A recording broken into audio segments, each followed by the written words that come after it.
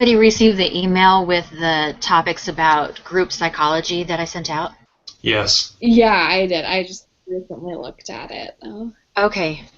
So as we get into the case, those are the issues that we're going to need to be talking about and the principles that happened in this case. So to start out, the brief synopsis of this case is that it's been 7 months after the Columbia accident, and this is everything that was in the paper that we read is part of the report. The board pinpointed technical causes of the accident, but it also identified original organizational issues, and a lot of those issues dated back for decades. So part of it, and what we need to discuss, is how they may have acted differently. Obviously, we're not going to be able to change anything, which is unfortunate. So does somebody want to say some of the case facts, just to give us a brief overview of what happened? Well, you know, right, that there had been issues with foam falling off of the orbiters, you know, as they were launching into space. It kind of dismissed the problem, you know, just saying it's okay, it's not, you know, causing any more damage or than before. So they continued to launch these orbiters without doing any more inspections, right? And then this this time for with the Columbia, the biggest chunk of foam had come off, and they were trying to analyze it and you know what some of the problems were. But at that point, they were, you know, just saying, you know, it's too late. They're already there. So I mean, they really dismissed the problem more when it was a lot bigger deal, and they should have done a lot more to analyze it, and they could have saved these people's lives, but you know that they didn't make it back during their descent back to Earth. So Right. Um, part of part of the agenda that was given to me was a YouTube video that was it was a documentary, and so it was in pieces about what happened in the investigation. Um, I sent it as part of the first one, but I will send that link to you again. It was interesting to see what happens at the moment that they realize that Columbia is gone. As we've read through all of these things each day, what happened, and papers that went across people's desks, and things were overlooked. Nobody at that time, well, very few at that time, even thought that there could possibly be a problem. And so when you have that moment that they realize that these people that they know are gone, the looks on their faces are tragic. There's tears and looks of shock, and it's at that moment that we read about when he says, "Lock the doors." It's really quite moving. I can't imagine what it would be like for them as they look back and see the mistakes that they made. It's unfortunate. I hope that they're able to come to grips with, you know, they made a mistake. I hope to never be in that situation. So, do you think at any time during this situation that there was a point where somebody could have said, "Wait a minute, we need to stop and look at this"? Was there one specific place that you noticed? I think that they did do that. I mean, what was it? Ham or Rocca? I can't remember the name specifically, but they had come to them multiple times saying we needed more information, we needed new imagery. They requested it. The requests were either denied or completely just ignored.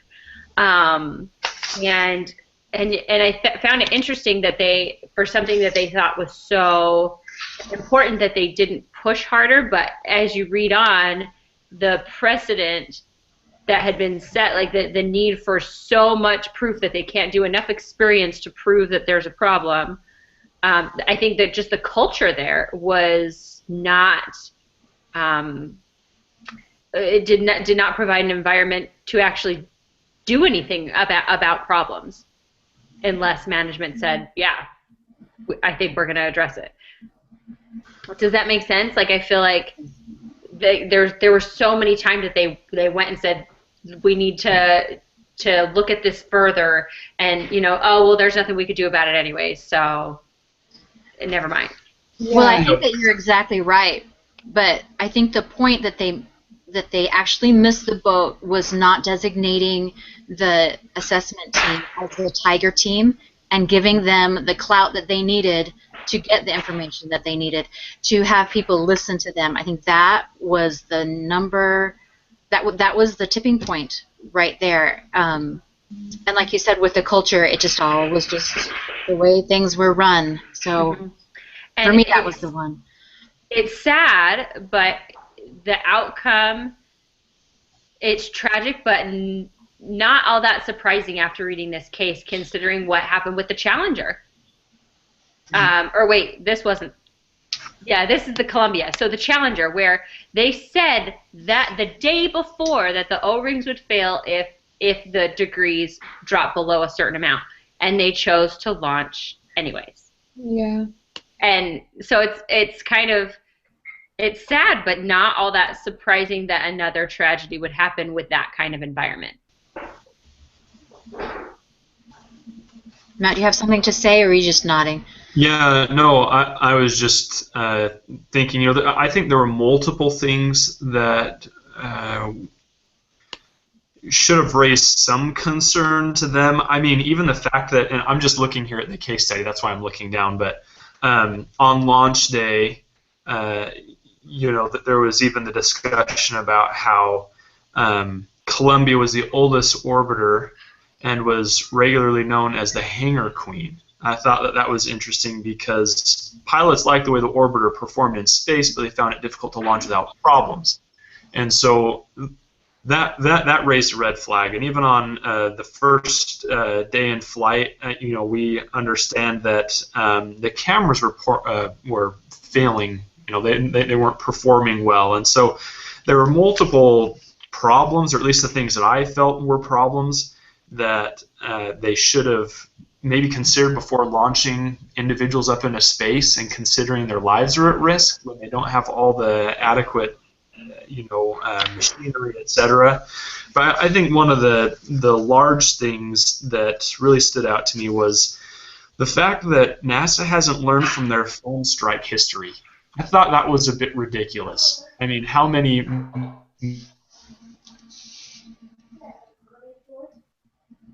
missions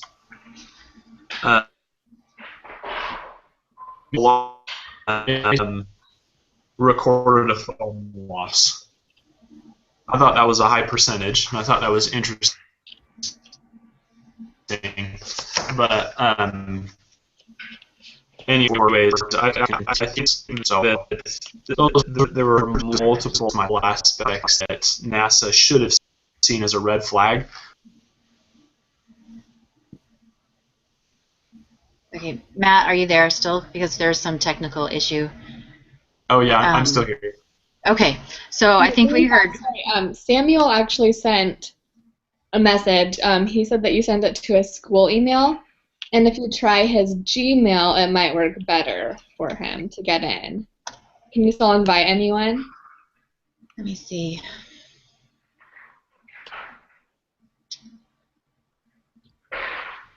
I don't see a spot on mine to do that. Yeah, I don't see any place to add anybody else.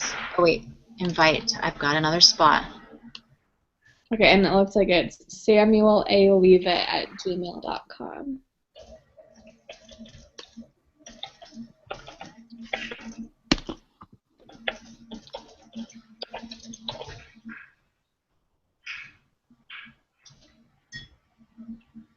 Okay, that went, so maybe he'll go. Okay, so we only have half an hour to finish this, so let's go ahead and move to the group psychology effects of what was happening. So the first one is cognitive bias. So does anybody have questions about what that is? The systematic errors of judgment. This is our tendency to look for information that confirms our existing view. I think we talked a little bit about that already. Hey, Sam. Hey, what's going on? Hey, sorry about the trouble there. So what we've done is just reviewed the case, just some of the facts and how tragic it was. And now we're moving on. There's some questions about group psychology that we need to talk about. And we're on the very first one. We just haven't even started. So it was good timing. Sorry about making you late. No, no problem. So the cognitive bias, where do you guys see that? The systematic errors in judgment. I think we kind of covered that already with the saying that they just didn't really pay attention to it, that they had problems before and they just assumed. Well, I think that's where we found in the foam strikes that they wanted to prove in past foam strikes it hadn't caused risk to the flight. I mean, it had damage, but it didn't cause the flight to be unsafe. And so that's where they found the proof to not worry about the foam strike in the Columbia's case. Okay. Is that what that is, where you're trying to find proof to prove? Yeah, information to confirm your existing view. Your existing view, yeah. Yeah. And also the sunk cost bias goes along with that, because it's our tendency to escalate commitment to a course of action into which we have already invested time, money, or other resources. So, like with Linda Ham, she was more worried about what the next project was going to be and how much it was going to cost her to repair it, even though she didn't know what the repairs were. Anybody else? Well, repair it and then delay the next mission, because, like they said, the Columbia, they had going on so many missions, and the turnaround was so tight that I think I noticed at least a lot of concern just about to keep on schedule and how much it's going to cost to actually just take the time to fix the ship. Yeah, I think that, staying on schedule was way bigger of a concern to them than the safety of, the travelers, and that should be number one, in any good organization. So yeah, like we said before, the culture just wasn't established, or it wasn't where it should have been. Right. Matt or Sam, you have anything to add to that? No. Okay. Yeah. I guess I came up kind of with the same thing, that they had a set schedule, a quota of things that they felt like they had to do, and so and a lot of other pressures that really made them decide to say that was an appropriate risk to flight. Which, going into space, there's always going to be a lot of risk involved, but they were starting to cut corners over time just to try and make themselves look better in the short run, and they ended up losing the race. So. And the thing is, too, if they wouldn't have cut corners, and actually inspected the orbiters before, they would have ended up saving a lot of money, because their machine wouldn't have blown up, So, in the short term, they're like, okay, we just have to get it going, get it out of here. But they could have saved, these people's lives and their orbiter. Yeah, I was watching I don't know if you guys have seen The Martian either, which was going on the true story, but kind of the same thing happened. They just said, okay, let's send it off to space, and it blew up. And in the long run, you think you're doing, a good service, just like getting it going, getting it gone. But you aren't, that's not the number one concern. You need to provide, have the necessary standards in place. Yeah, I think the thing that I really noticed was the amount of foam strikes that happened on every single mission. It was a chronic problem, and they just said, well, we don't know what it is or why it's happening, so we're just going to call it an anomaly and an acceptable risk. Mm-hmm. And I just think that was obviously a really bad choice, as we see from the history of it. So. Well, all of that then it leads to the next group thing, and it's cognitive framing. So this is where their whole idea of what the purpose of their mission was different from what it really should have been. So as part of part of the reading for the agenda. It says NASA viewed their program as an operational rather than an experimental endeavor.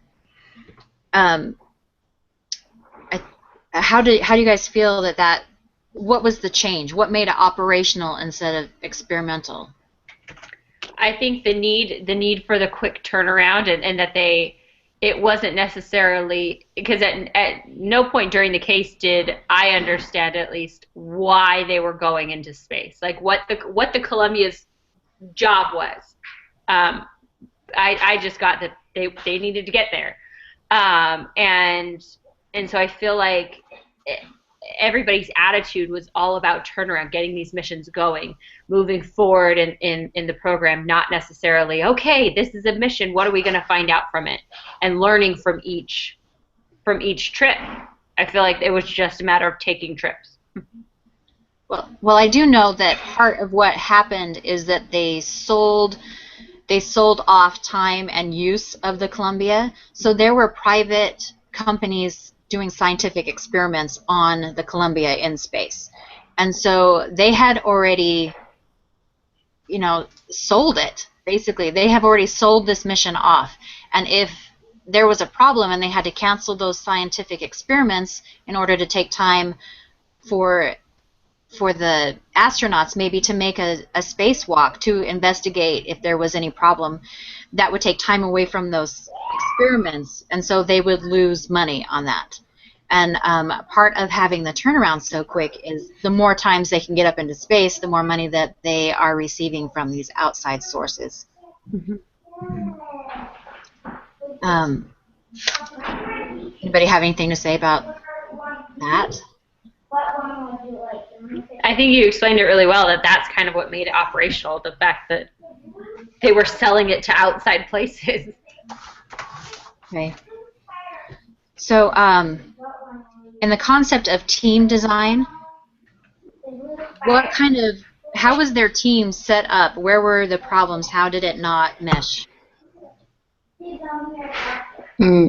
There was a lack of communication, I think, just in general, and no one was even, they weren't sure of who to report to, even where they weren't sure either, like, to get the imagery right, they had to send in a formal report, but they weren't even aware of that, right? So, I mean, the lack of communication was just off, but what was your question again? What part of the team design was good or bad as far as how they functioned together? I think the question is based on their management, the way that management departments worked together or actually didn't work together and didn't communicate. So, for instance, the debris assessment team had no immediate contact with someone on the mission management team. Yeah. There was always a go-between, and then it was the go-betweens that were deciding if that was pertinent information or not, rather than letting those who really needed the information to make that decision. I think there was definitely a lack of trust. Like the management or the go-between wasn't trusting the engineers' assessment that they needed more information, or that, hey, we need to, that they just needed more information to make an actual decision. As for me, I felt like the structure of the company was too broad, in that they weren't involved enough in each aspect. I don't know, like the church has, to me, one of the best structures in that you have the prophet at the head, but it fans out enough that he still has very personal contact with everything. I felt like there was just too many go-betweens between each entity, and in that way they weren't able to get problems resolved. Just a very top-heavy company model. Anybody else have something? I also think there's the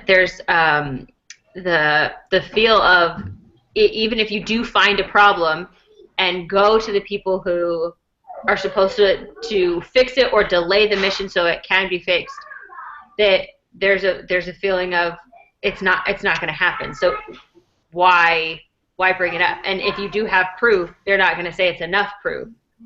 I really think there's a giant lack of trust in the people, in the engineers in charge of making sure that the ship is safe and up to their standards.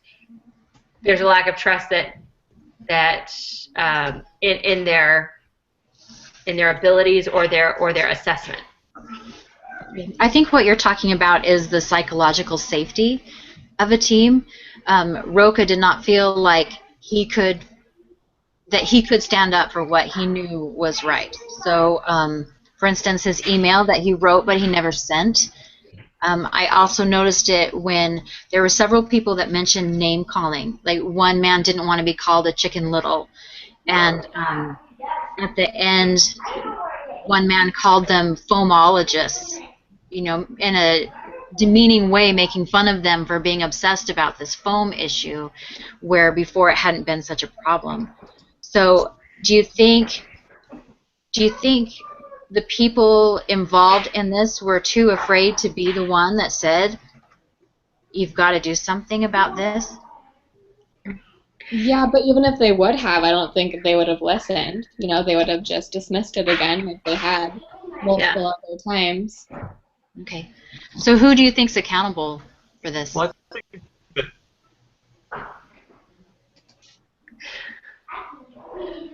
Matt, were you saying something? yeah, no, I was just going to say, and I know you've already mentioned this already, but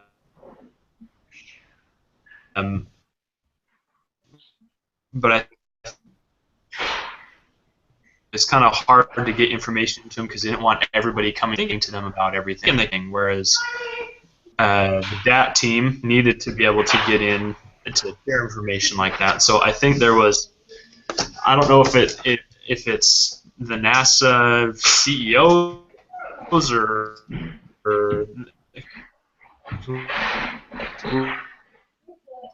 whoever, I think that was a big issue. I'm sorry if I'm having technology problems. It just keep cutting in and out. So,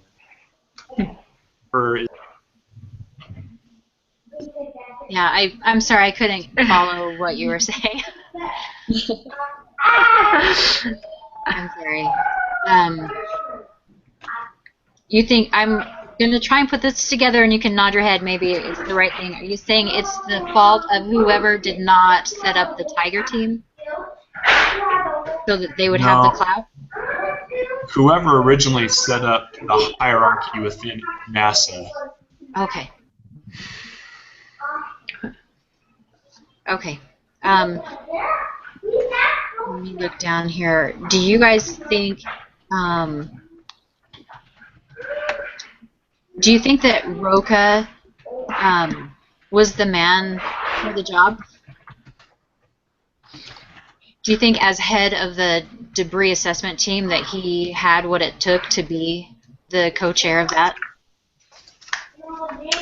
I think, I don't know, I think that's kind of, I don't know, I think he probably could have, but with the ongoing attitude of it's never enough proof, I can't, get the data that I need to properly assess what needs to be done. It's hard to determine whether he was just having a bad attitude and not being persistent enough to get the things he needed, or if it was the corporate culture that they were dismissing him. So it's hard to really analyze whether he was the right guy or not, Okay. or just a product of the environment. Okay, I see. So my question wasn't very fair.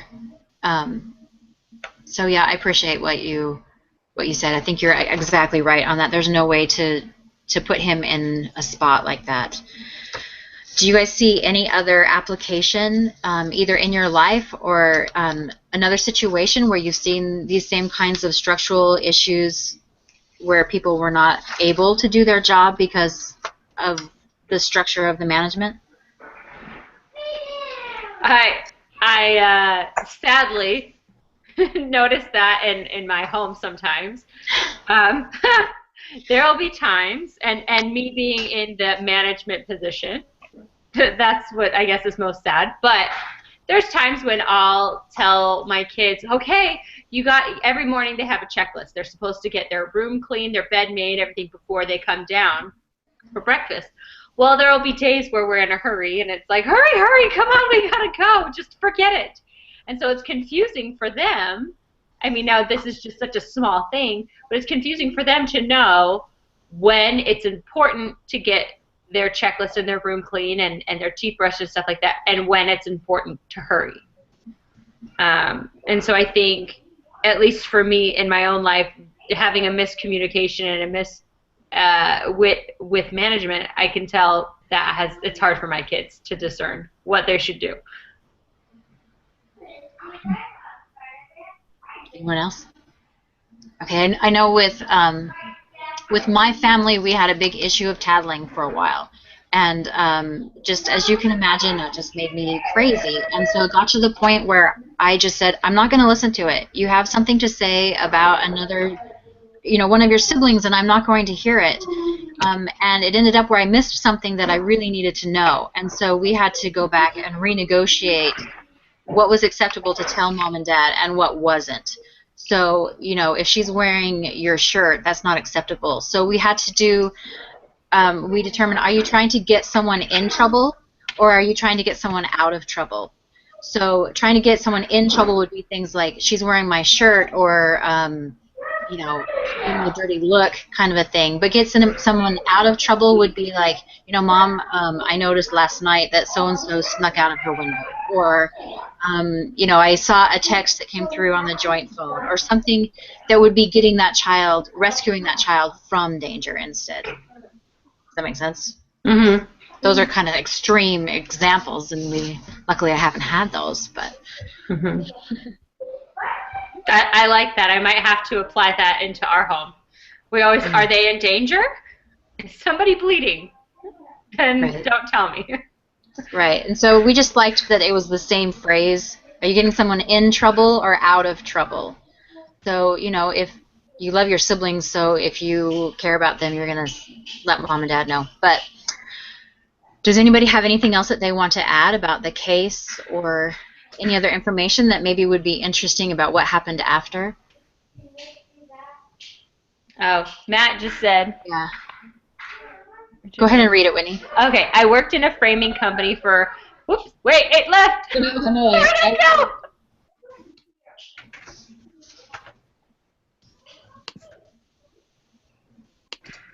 Does anybody, wait, here we go, I got it, I think. Okay, I worked in a framing company for picture frames. The owner said that it was never appropriate for us to approach him with any situation we were facing. We had to go to his managers.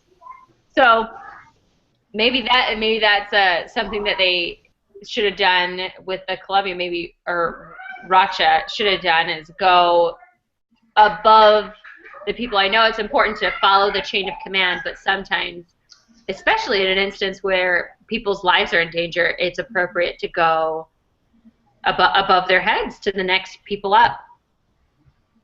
But then do you think the next people up would be more concerned with the bottom line? Because it's funny, I'm not a person that thinks that all executives are evil and robbing the general public. I think that's wrong. But do you think then maybe they would be even more concerned with the bottom line than his direct managers?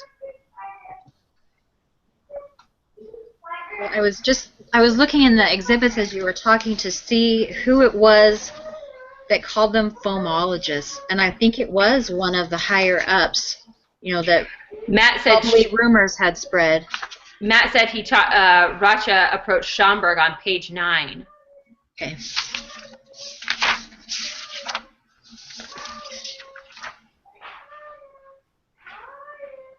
Flight day 7 is where it is.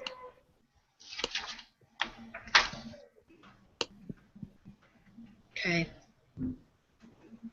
Oh, yeah, and he just wrote him off, too. Mm-hmm. Was that the argument in the hallway? Maybe. Hold on. Yeah, it is. So I think Roka was trying to do that. So maybe like you were talking about, Roka or Racha, he really was the guy for the job, but just was kind of crippled and handicapped by the managers and the corporate environment that he was in. Mm-hmm. Yeah, absolutely. Okay. So do you think there's anything that we can take from this? Use it in our business life or our family or our church callings or anything like that? Yeah, Matt said that he agrees that management drew a line in the sand. I definitely think there's things that we can take away. I think it's like you said, Jennifer, in listening to members of our family or people that we serve with. I know definitely there's, having served in ward councils and things like that, I was actually just released from being Relief Society president, and there were times when we would be discussing a member where, it was a cry wolf factor. When is this important information and we need to follow through, and when can we just let them go it alone? And I think that's definitely what we can take from this is that you need to trust in the people that you're serving with and the people around you that to take action. Yeah, I think that we need to make sure that we're listening when someone is talking to us. For instance, Ham, in the transcripts of one of the meetings, Roka's trying to tell her that there's a problem, and she keeps focusing on what her problem would be. If there was a problem, what that was going to mean for her, instead of what it meant for the whole mission. Mm-hmm. And so we need to make sure that we are not forcing our agenda on what other people are saying. Mm-hmm. I felt like she bullied him into just saying, yeah, it's the tiles, it's going to cost you. Mm-hmm. But at the same time, think about it, like they've had many successful missions where there had been foam strikes. So I also kind of see the other side, whereas why is this mission any different? Why is this foam strike going to hinder the safety of the crew when all of these other foam strikes haven't done anything to the mission? Yeah. So, I mean, just to play devil's advocate a little bit. Even after, too, the foam strikes happened, during the press conference, Didymore, I guess, refused to believe that the foam had caused the tragedy, He said there must have been some other problems and that we weren't aware of. So even after, he wouldn't take responsibility for it. Yeah. Matt said, oh, yeah, go. Einstein shared that definition of insanity is doing the same thing over and over and expecting different results regarding foam strikes. Yeah, I can. As for myself, one of the things that I really noticed was like the Challenger, where they, on the O-rings, that explosion, how they just kept incrementally kind of increasing the stresses on the O-rings, and they used the past. They said, well, nothing's happened before, so just a little bit more won't matter. And it was almost like reading the Book of Mormon, where it talks about Satan in a flaxen courthouse, just little by little until all of a sudden something bad happens. And so that was something that I thought of was, in a business, you need to watch for those flaxen doors that are showing up. Are you just doing things because it's worked out before and you're just playing Russian roulette, as it said in the reading? So that's something that I liked in the reading. That's an interesting point, Sam, especially if you combine it with what Whitney said about the ward councils, and when do you listen to this person who's crying wolf, and when do you just let it go? And the Spirit, I think, is a huge thing, and we can take the Spirit with us into our job. I know by sitting in ward councils that the Spirit really guides what needs to be going on, what needs to happen, and how to help the people in our wards, but we can still take our gospel instincts with the being able to listen to the Spirit and being able to understand when we're being told that something's wrong or something is the truth. And we can apply that in our business life as well. Absolutely. So, thanks, Jennifer, for sharing that. Yeah. Okay, so Matt said I agree with that. Oh, Whitney's back. Sorry. Sorry. That's okay. So we're coming up on close of time, and some of you need to leave. Is there any other point or situation or anything that anybody else wants to bring up? No, I think I'm good. I think we covered a lot of it. Okay, good. Who's the group leader next week? That would be Margaret. She sent an email this morning, said she wouldn't be here today, but she'll be ready for next week. All right, great. I do have a question about what to do next when I stop this broadcast. Is it going to give me a link that I turn in? You could go onto your YouTube account, and there should be a link there, I believe. Okay. That's what I did.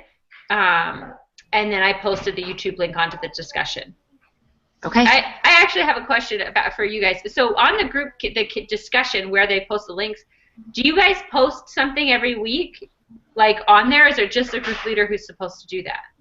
I didn't think they were supposed to, but every week it just says that I didn't turn in the assignment, and I don't like that. I know, I hate that. I don't think it makes me uncomfortable. A couple of weeks ago, I went ahead and added something because I wasn't sure if I was going to be here, and so I wanted to participate in some way or another, and so I did then, but I haven't on the other times. Okay, all right. So, yeah, because every once in a while I'll post, like, great discussion or something like that, because I looked in the instructions, it says just a group leader, but that, just seeing that you missed an assignment, it makes me nervous. Yeah. So, okay. Yeah, I have some of those on the earlier assignments that we couldn't get into, some of the discussion boards that didn't have a way to start a thread. Yeah. So I have those as missing assignments too, and I've written to Brother Squire about it, and I haven't heard back about it yet. But I'm sure he's working on all of that. So. Okay. All right. You guys have a great rest of the week. End the call. Check YouTube for the upload video. Then post it to the discussion board. Yeah, I post so that I don't see something left undone. I hate seeing and having things left undone. Thanks, Matt. So. Okay. Thanks. All right, you guys have a great day. See ya. Bye. Bye.